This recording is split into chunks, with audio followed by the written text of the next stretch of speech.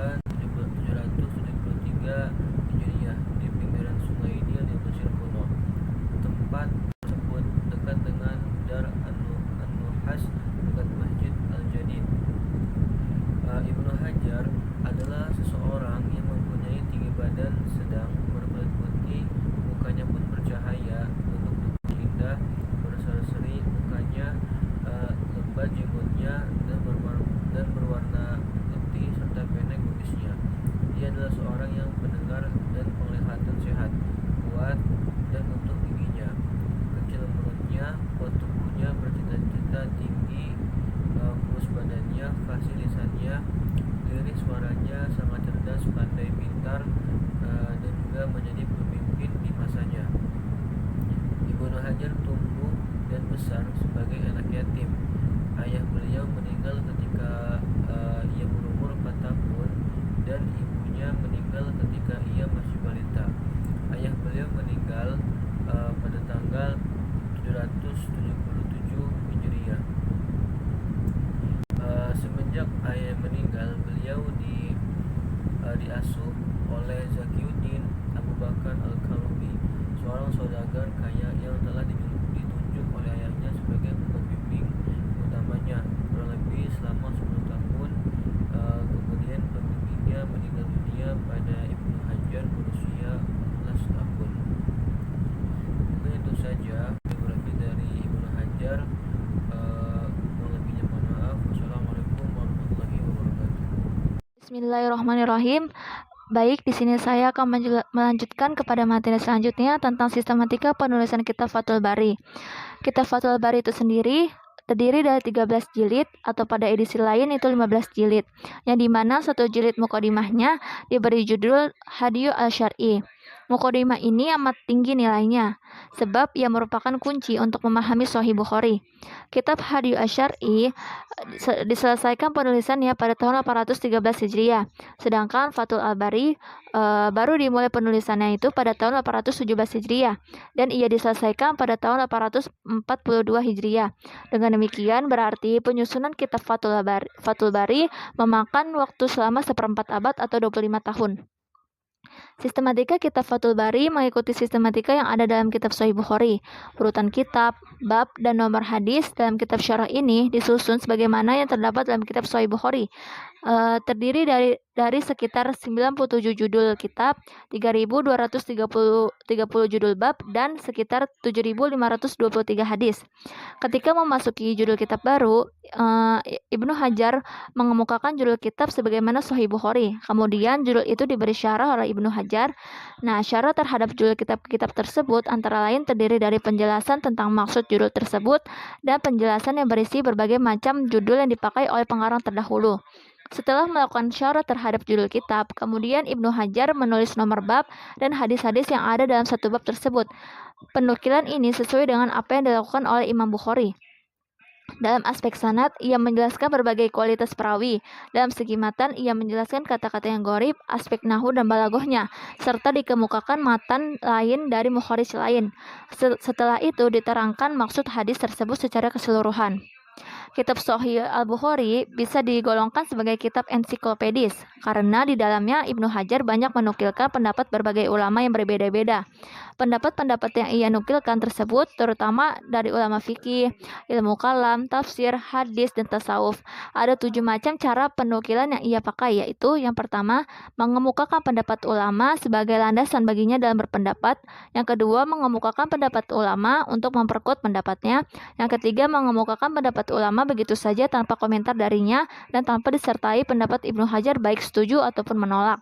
Yang keempat, mengemukakan pendapat ulama kemudian ia bantah. Yang kelima, mengemukakan pendapat ulama kemudian ia mengemukakan pendapatnya sendiri yang berbeda dengan pendapat yang ia nukilkan. Yang keenam, mengemukakan beberapa pendapat ulama yang saling berbeda sebagai perbandingan tanpa ia menentukan salah satu pendapat sebagai pilihannya.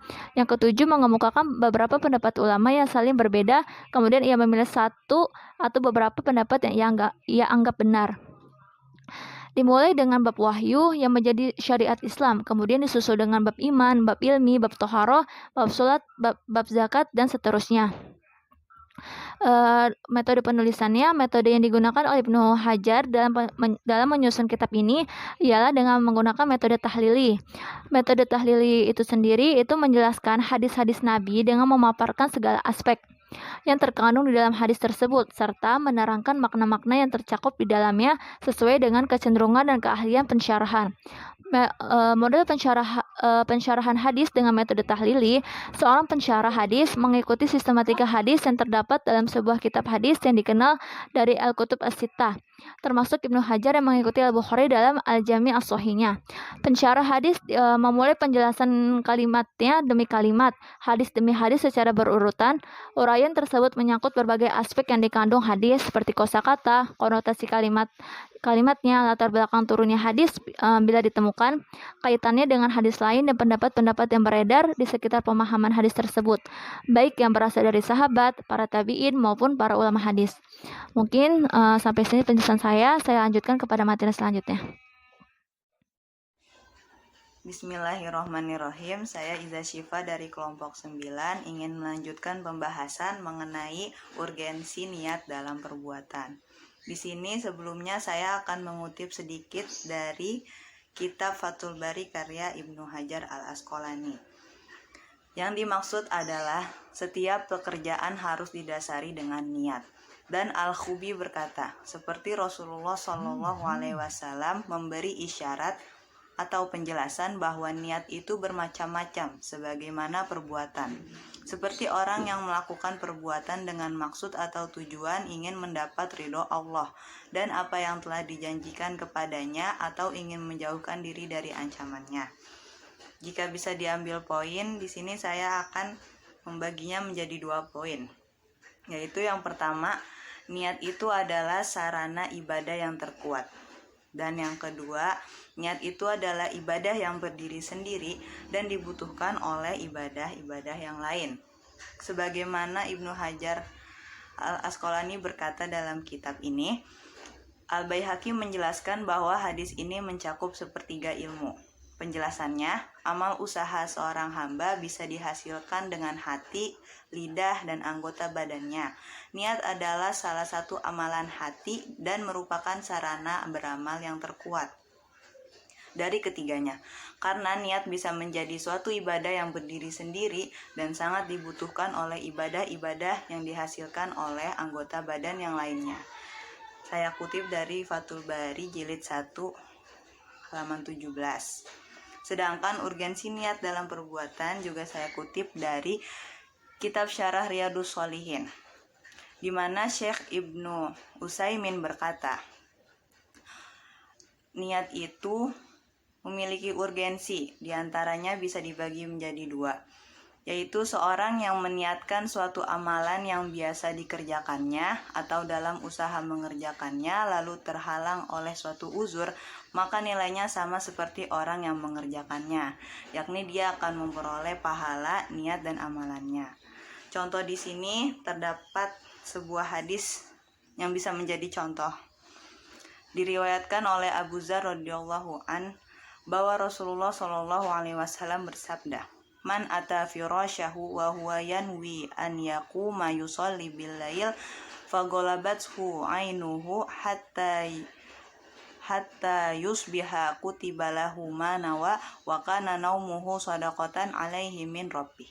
Yang artinya, barang siapa yang mendatangi suatu tempat tidurnya dan dia berniat bangun untuk melakukan sholat malam, lalu dia tertidur sampai subuh tiba, maka akan dituliskan baginya pahala apa yang telah diniatkannya, dan tidurnya itu merupakan sedekah untuknya dari Robnya. Hadis riwayat Ibnu Majah dan Al-Baihaqi, dan hadis ini adalah sahih. Kemudian contoh yang kedua, yaitu seseorang yang telah meniatkan suatu amalan sementara dia belum ada usaha untuk merealisasikannya dan amalan tersebut juga bukan amalan yang biasa dilakukannya, maka ia memperoleh pahala niatnya saja. Demikian urgensi dalam niat dalam perbuatan yang banyak sekali kita temukan dalam kitab-kitab. Mudah-mudahan penjelasan ini bermanfaat. Sekian dari saya. Wassalamualaikum warahmatullahi wabarakatuh.